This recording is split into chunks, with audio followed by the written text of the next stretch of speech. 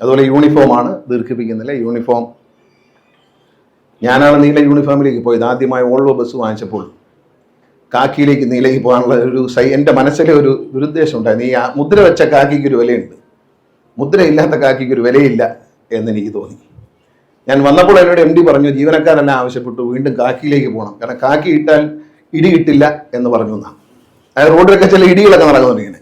അപ്പം ഈ നീലയൊക്കെ ഇടുമ്പോഴത്തേക്ക് ഒരു ഇടിക്കാണ്ട്, കാക്കി ഇട്ടാൽ ഇടിക്കാനൊരു പേടി ഉള്ളത് കൊണ്ടാണോ കാക്കി സെലക്ട് ചെയ്തല്ലേ? ആണോ? അതുകൊണ്ടാണ്. എന്നാൽ പിന്നെ മുദ്രയുള്ള ഒരു കാക്കി കൊടുക്കുന്നതാണ് നല്ലതെന്ന് എനിക്ക് തോന്നുന്നത്. അതായത് KSRTCയുടെ എംബ്ലം ഒക്കെ ഉണ്ട് ഇപ്പോൾ. അപ്പൊ എംബ്ലം കൊണ്ടറിയാം. മറ്റേത് ഈ മുദ്ര ഇല്ലാത്ത കാക്കിക്ക് വേറെ കുഴപ്പമുണ്ട്. അത് കോർപ്പറേഷനിലെ ക്ലീനിങ് സ്റ്റാഫിനും അതാണ് നമ്മൾ കൊടുക്കുന്നത്, ലോകവ്യാപകമായി കൊടുക്കുന്നത്. അപ്പൊ അത് ഒഴിവാക്കാനാണ് ഞാൻ അന്നങ്ങനെ ചെയ്തത്. ഇപ്പൊ ലോഗോ വെച്ചു ഒരു നെയിം പ്ലേറ്റ് കൂടി വെക്കണമെന്ന് MDയുടെ ആവശ്യപ്പെടും. ആരാണ് കണ്ടക്ടർ, ആരാണ് ഡ്രൈവർ? എന്നെ ചീത്ത വിളിച്ച ഡ്രൈവറെ, കണ്ടക്ടറെ തിരിച്ചറിയാൻ എനിക്ക് എന്തെങ്കിലും ഒരു മാർഗം വേണ്ടേ? അപ്പൊ അതുകൊണ്ട് എന്തെങ്കിലും പേര് വെച്ചാലും മതി, കുഴപ്പമില്ല. പരാതി കൊടുക്കുമ്പോൾ പരാതി കൊടുക്കണമല്ലോ, കാരണം ഇത് എന്നെ പിടിക്കപ്പെടും എന്ന് ഞാൻ കൂടി അറിഞ്ഞില്ലെങ്കിൽ മര്യാദയ്ക്കിരിക്കത്തില്ല. ലേഡീസ് ഒക്കെ ഉള്ളതുകൊണ്ട് പെൻ നമ്പർ അല്ലെ പേരൊക്കെ വിളിച്ചളയും. അതുകൊണ്ട് സ്ത്രീകളുള്ളത് കൊണ്ട് നമുക്ക് പെൻ നമ്പർ കൊടുത്താൽ മതി. ആ പെൻ നമ്പർ വെച്ചിട്ട് ആൾക്കാർക്ക് പരാതി തരാം എന്നുള്ളതാണ്. പിന്നെ ഒരു നെയിം പ്ലേറ്റ് വേണം. അത് പേര് വെച്ച് കൊടുത്താൽ പ്രത്യേക സ്ത്രീകളൊക്കെ ഉള്ളപ്പോൾ അവരെ പേര് വിളിക്കുകയും കമൻ്റ് അടിക്കുകയും ഒക്കെ ചെയ്യും. കാരണം അത് വേണ്ട. അതുകൊണ്ട് പെൻ നമ്പർ വെച്ചാൽ മതി. പക്ഷെ അത് വേണം. കാരണം കസ്റ്റമർ എന്ന് പറയുന്ന ഇതിലെ ദൈവം ആരാണെന്ന് ചോദിച്ചാൽ, നമ്മൾ ഇതിൻ്റെ മുതലാളി ആരാണെന്ന് ചോദിച്ചാൽ, ഇതിൽ ടിക്കറ്റ് എടുത്ത് കയറുന്ന ആളാണ്. ഞാൻ ഇന്നലെ മാധ്യമ സുഹൃത്തുക്കളോട് പറഞ്ഞു, യൂണിയനുകാരുമായിട്ട് സംസാരിച്ചപ്പോൾ ഞാൻ പറഞ്ഞു ചിലവ് കുറയ്ക്കും. അതിൻ്റെ ഭാഗമായി ഇന്നലെ തന്നെ ഞാൻ പേരൂർക്കട ഡിപ്പോയുമായി ബന്ധപ്പെട്ട സർവീസുകളെല്ലാം പരിശോധിച്ചു. യാതൊരു വിധത്തിൽ 5 രൂപ 6 രൂപ പോലും ഇല്ലാത്ത വണ്ടികൾ വെറുതെ ഓടുകയാണ്. അതെല്ലാം ഇന്നലെ രാത്രി തന്നെ നിർദ്ദേശം കൊടുത്തിട്ടുണ്ട്. വൈകിട്ട് ഞങ്ങൾ 8 മണിക്കാണ് പിരിഞ്ഞതെല്ലാം കഴിഞ്ഞിട്ട്. അത് തിങ്കളാഴ്ചയോടുകൂടി അത് ഫൈനലൈസ് ചെയ്ത് കാണിക്കും. അതെല്ലാം ചൊവ്വാഴ്ചയോടെ ഒന്നും കട്ട് ചെയ്ത് ജനങ്ങളെ ബുദ്ധിമുട്ടിക്കില്ല. പക്ഷേ അതിൻ്റെ ഓൾട്ടറേഷൻ ഉണ്ടാവും, ഷിഫ്റ്റിങ്ങുകൾ ഉണ്ടാവും. ദൂരയാത്രകൾ പോകുന്നതെല്ലാം പത്തനംതിട്ടയിൽ നിന്നൊക്കെ ഈ ഡീലക്സ് ബസ് പോകുന്നുണ്ട്, ആരുമില്ല. അത് സൂപ്പർ ഫാസ്റ്റ് ആക്കിയ ആളെ കിട്ടുന്നു. ഞാനിപ്പോൾ മിനിസ്റ്ററോട് പറഞ്ഞു, അവരൊരു പരാതി വരരുതല്ലോ. അതുകൊണ്ട് MLA മാരെ ജനപ്രതിനിധികളെയും നാട്ടുകാരെയും ബുദ്ധിമുട്ടിക്കാത്ത രീതിയിലുള്ള പരിഷ്കാരം എന്ന് ഞാൻ പറഞ്ഞു. ഇന്നലെ തന്നെ ഒരു റഫായിട്ട് കണക്ക് പേരൂർക്കട ഡിപ്പോയിൽ നിന്ന് മാത്രം ഒരു കണക്കെടുത്തപ്പോൾ ഏതാണ്ടൊരു 300-400 കിലോമീറ്റർ നമുക്ക് ലാഭിക്കാൻ കഴിയുന്ന തരത്തിലുള്ളൊരു അഡ്ജസ്റ്റ്മെൻറ്റ്. അത് പിന്നെ പ്രദീപ് ഇവിടെ ഉണ്ട്, എക്സിക്യൂട്ടീവ് ഡയറക്ടറും. ഞാൻ KSകാരോടും പറയുന്നു, തിങ്കളാഴ്ച രാവിലെ വീണ്ടും അടുത്ത വികാസ് ഭവൻ, സിറ്റി, പിന്നെ പാപ്പനംകോട്, ഇത് 3 കൂടി ഒരു സിറ്റിംഗ് ഉണ്ട്. ആ സിറ്റിംഗ് തിങ്കളാഴ്ചയും ബുധനാഴ്ചയായിട്ട് നടക്കും. അതിൽ നിങ്ങൾ പങ്കെടുക്കണം. നിങ്ങൾ പുതിയ ആൾക്കാരാണ്. അപ്പോൾ എങ്ങനെയാണിത് ഹാൻഡിൽ ചെയ്യുന്നതെന്ന് ജനങ്ങൾക്ക് ബുദ്ധിമുട്ടില്ലാതെയും ജീവനക്കാരെ ബുദ്ധിമുട്ടിക്കാതെയും അത് കറക്റ്റ് പ്ലാൻ ചെയ്ത് എങ്ങനെ നമുക്കിത് പിടിക്കാം എന്നുള്ളത് തിരുവനന്തപുരം ജില്ലയിൽ അതിൻ്റെ ഒരു ഉദാഹരണം എന്ന നിലയിൽ ഞാൻ തന്നെ കൂടിരുന്നാണ് ചെയ്യുന്നത്. അതിനെല്ലാവരും സഹകരിക്കണം. യൂണിയൻസിൻ്റെ സഹകരണം ഒരു വാഗ്ദാനം ചെയ്തിട്ടുണ്ട്. ചിലവ് കുറയ്ക്കുന്ന എല്ലാ മേഖലകളിലും.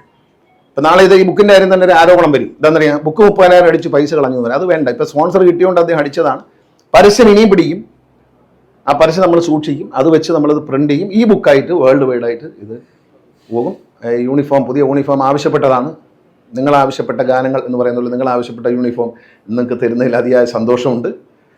10 വർഷങ്ങൾക്ക് ശേഷം ഇങ്ങനെ ഒരു ചടങ്ങ് നടക്കുമ്പോൾ അതിൽ പങ്കാളിയാകാൻ കഴിഞ്ഞു.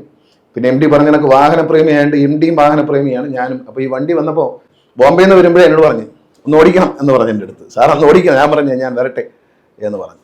തീർച്ചയായിട്ടും ഇത് കഴിഞ്ഞിട്ട് ഞാനൊന്ന് ഓടിച്ചു നോക്കും, എങ്ങനെ ഉണ്ടെന്ന് അറിയണ്ടേ. ഇത് ഉദ്ഘാടനമൊന്നും അല്ല കേട്ടോ, ചുമ്മാ ഡബിൾ ഡെക്കർ അല്ലേ, ഒന്ന് ഓടിച്ചു നോക്കാം. പണ്ട് ഡബിൾ ഡെക്കർ ഓടിച്ചിട്ടുണ്ട്, ഡീസൽ വണ്ടി ഇവിടുത്തെ. ഇതിപ്പോൾ ഈ ഡബിൾ ഡെക്കർ ബാറ്ററി ഉള്ളത് എങ്ങനെ ഉണ്ടെന്നൊന്ന് ഓടിച്ചു നോക്കാം.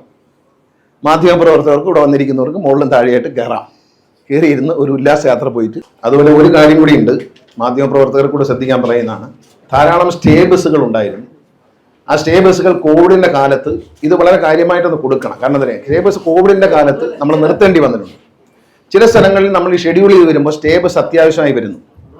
രാത്രി അങ്ങോട്ട് പോകുന്ന വണ്ടിയിൽ നിറച്ച ആളുണ്ട്, അവിടുന്ന് കാലി അടിച്ച് തിരിച്ചു വരുന്ന സംവിധാനം ഞങ്ങൾക്ക് വലിയ നഷ്ടം ഉണ്ടാക്കുകയാണ്. അതുകൊണ്ട് എൻ്റെ റിക്വസ്റ്റ് പഞ്ചായത്ത് ജനപ്രതിനിധികളോടും റെസിഡൻസ് അസോസിയേഷൻകാരോടാണ്, നമ്മുടെ ഡ്രൈവർക്കും കണ്ടക്ടർക്കും കിടക്കാനുള്ള ഫാനുള്ളൊരു നല്ല മുറിയും കട്ടിലും കിടക്കയും നല്ലൊരു ശൗചാലയവും ഉണ്ടാക്കി തരുന്നിടത്ത് മാത്രമേ ഇനി സ്റ്റേ ബസ്സുകൾ പ്രോത്സാഹിപ്പിക്കൂ. കാരണം നമ്മൾ പഴയ പോലെ ഡ്രൈവർ വണ്ടി കിടന്നോട്ടെ അതൊന്നും പറയാനില്ല. കാലം മാറി, ചെറുപ്പക്കാരാണ്, മിടുക്കരാണ്, നല്ല കാലം മാറിയിരിക്കുകയാണ്. അപ്പോൾ അവർക്ക് കിടക്കാനുള്ള നല്ല സൗകര്യം, ഫാനുള്ള നല്ലൊരു മുറി അറേഞ്ച് ചെയ്തിരുന്നിടത്ത് മാത്രമേ ഇനി സ്റ്റേ ബസ് ഉണ്ടാവുള്ളൂ. അതിൻ്റെ ചുമതല പഞ്ചായത്തോ അല്ലെങ്കിൽ റെസിഡൻസ് അസോസിയേഷൻ ഏറ്റെടുത്താൽ നിങ്ങൾ അവിടെ രാത്രി വൈകി വരുന്ന വണ്ടി, ആളും നിറഞ്ഞു വരുന്ന വണ്ടി, രാവിലെ ഏർലി മോർണിംഗ് ആളുമായി മടങ്ങി വരുന്ന വണ്ടി ഓടണമെങ്കിൽ സ്റ്റേ ചെയ്തേ പറ്റത്തുള്ളൂ. അല്ല രാവിലെ എല്ലാവരെയും ഇട്ടിട്ട് കാലിയാക്കി തിരിച്ചു വരിക, തിരിച്ചു വീണ്ടും രാവിലെ കാലിയായിട്ട് അങ്ങോട്ട് വന്ന് ആളെയും കയറ്റി ഇങ്ങോട്ട് വരിക, അതില്ല.